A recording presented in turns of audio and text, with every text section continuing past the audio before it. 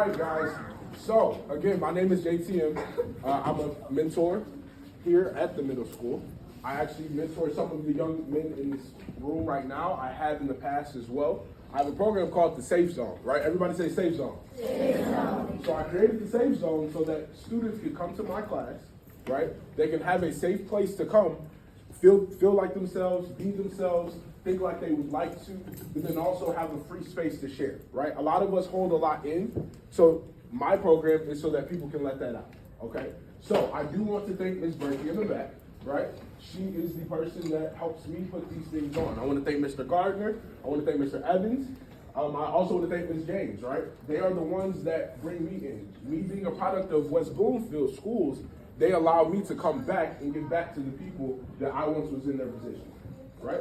So, with that being said, can everybody say, get to class on time? Get to class on time. Who can tell me why that's important? Yes, sir. It's important because if you don't get to class on time, you can get a tardy, and also you won't get all your work done, and that contributes to homework. Good job. Wow, that was a great answer. Okay, I just need one more person. Yes, sir. You can get in trouble by your teacher. Absolutely, right? So, the reason why it's important to me is because it helps you build responsibility. Everybody say responsibility. Responsibility. We all have responsibility. We all have things that we are accountable for, that we have to be accountable for in order to succeed, right? It helps your reputation. So to show up on time, when someone sees you walk in on time, they're like, oh, they're spot on. That's a great student right there. But when you're late and everybody's already sitting down, that kind of puts the eyes on you, right? We want to always have the eyes on us in a good way. People are going to always talk about us, whether it's we're good and things are up, we're down, things are bad, we're in the middle. But I'd rather somebody talk to me when I'm up and everything's going well than at the bottom, right? So being on time allows you not to miss anything, which is going to help you academically. We all want to be smart. We all want to put our best foot forward in every situation. It helps you build good habits. So being punctual, that's a big thing. A lot of the deals that I make, a lot of the places that I go, being in front of you guys, when you guys all got here, I was here, right? So you guys already, I set the tone. I started my day off right. I set my alarm. I got up on time. I came in with a positive attitude. I came in with a smile on my face. A lot of you, I saw you guys hyped. You guys were hyper than me this early. That's a good trait to have. So you want to show up and give your teachers respect. You want to be at the places in life on time because that is going to get you more opportunities after that, okay? Next thing, respect the learning environment. Excuse me. So everybody say respect the learning environment. Respect the learning environment. Excuse me. We shall all want to learn. Life is about learning. Life is about leveling up, okay? So raise your hand if you like math. Okay. Hands down. Raise your hand if you like science. Okay. Excuse me. Raise your hand if you like reading and writing. Oh, wow. Okay. I like writing. Okay. And then one more. Raise your hand if you like history. Wow. Okay. So, you guys see how we all like different things, right? You see how some people raise their hand for math, some for science, some for history. Those subjects are all imperative to your future. We all have different interests. And if your learning environment is disrupted while you're trying to learn these things, then it throws you off. So a lot of times we will disrupt. We will talk to our friend. We'll talk to the teacher. We'll raise our hand at the wrong time. We'll be loud. We'll be crinkling our chips. But what if we don't like that subject, but the other person does?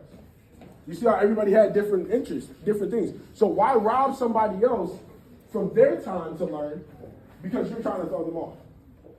Who here takes learning serious? Who here takes school serious? Right? I promise you, I'm a product of that.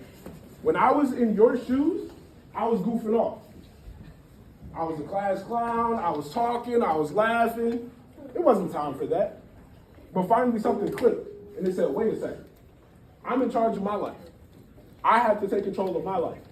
because the person next to me that's trying to throw me off has no meaning to my life at this time because they're going on their path and I'm going on mine. How many leaders do I have in this class? How many leaders do I have in here? Raise your hand high. How many leaders do I have? So if you are a leader, then you guys should be able to tell your partner, hey, let's pay attention. Hey, let's be quiet while the teacher's talking.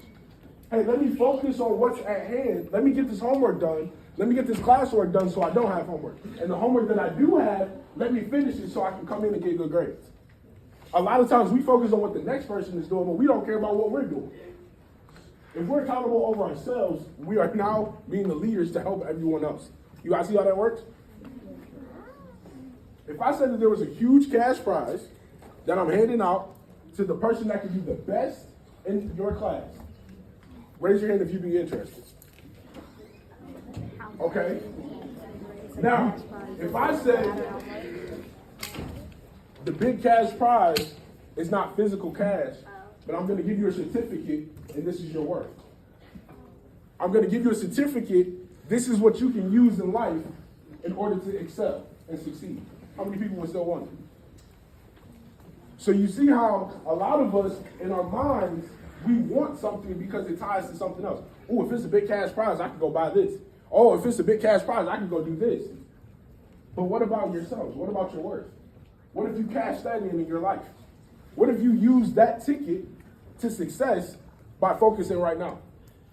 A lot of us say, I'll do that later in life. I'll listen to my teachers later in life. I'll listen to authority later in life. How do you know that opportunity will come? Why not start now? Why not use the time that you have now to learn, to study, to grow, to build, to network in order to level yourself up? Give yourself the best opportunity. Everybody say, put in the work. Put in the work. Do your best. Do your best. And I will succeed. And I will succeed. So a lot of people don't know what that looks like, what that sounds like, what that feels like. So I will tell you, putting in the work allows you to be the best version of yourself. And the best reward is when you look at yourself in the mirror. So when you look at yourself in the mirror, you have to ask yourself, am I happy? Am I proud? Am I excelling? Am I succeeding? Or am I sad? Am I mad? Am I frustrated? That needs to be the realest conversation that you have. Because guess what? I'll tell you, it's you versus you. It's not you versus your friend, you versus your family. It's you versus you. Are you proud of yourself? When you walk through these hallways, are you proud of the product that you are? Are you running around and you're slapping every kid that you see? Are you hitting every wall that you can? Or are you walking with the purpose, walking to where you're going in your life? Once again, I was in your shoes. I understand. We want to have fun. We want to do what we want to do. But we can't always do that. Again, because in order to succeed, we have to put our next foot forward. And if you take steps back, that's okay. Because every setback is a set up for your comeback. A lot of times we feel like we're not moving. A lot of times we feel like we're stuck and we're on the ground level. But no. When you feel like you're down, when you feel like you're upset, when you feel like you don't know what's going on, what does success look like? You realize that you're at rock bottom of your next level. You're no longer at rock bottom where you came from. You're at rock bottom of your next level. Every time things get hard, think about it. Oh, I know more now because I already went through something. I can help this person now more so because I've already helped this other person. I went through the same thing that my friend is going through, so now I can help them through it. Things don't always happen to you, they happen for you. And sometimes they happen for other people around you. We get so stuck in our heads with all of these expectations of ourselves that we focus more on what we're not doing than what we are doing. How many people, genuinely speaking, how many people can say that I'm proud of myself? Okay, hands down. How many people can say I have more work to do within myself? Okay, hands down. How many people think that you can do better in class than you're doing right now? Okay. I'm going to show you something real quick. This is, who knows what a seesaw is? One side, one person's on this side, one person's on that side, right? So respect, that's a huge thing. Respect. So this is what I like to say. It takes respect to get respect. And to get respect is to give respect. A lot of times, we think respect is one-sided. We're running in a hallway and the teacher says slow down, you just look at him and keep going. Like, I'm gonna do me. Or you're in class and the teacher says, hey, quiet down, guys, and you get louder. Or your friend is talking, so you go talk with your friend, and they say be quiet, and you want to finish that conversation before you give the teacher your focus. Where's the respect level? Where does that lie in your mind? How do you value that? We all like to have fun. Find the outlet to have fun before you get into class, before you come into school, and while you're in school, find the healthy outlet. You don't always have to be the center of attention. The best thing that happened to me was me getting in trouble, realizing where it got me, fixing my mistakes, realizing that I'm not so far behind, which is what I felt, and then giving myself the best shot. These are life skills. These are things that can help you in every single aspect of your life.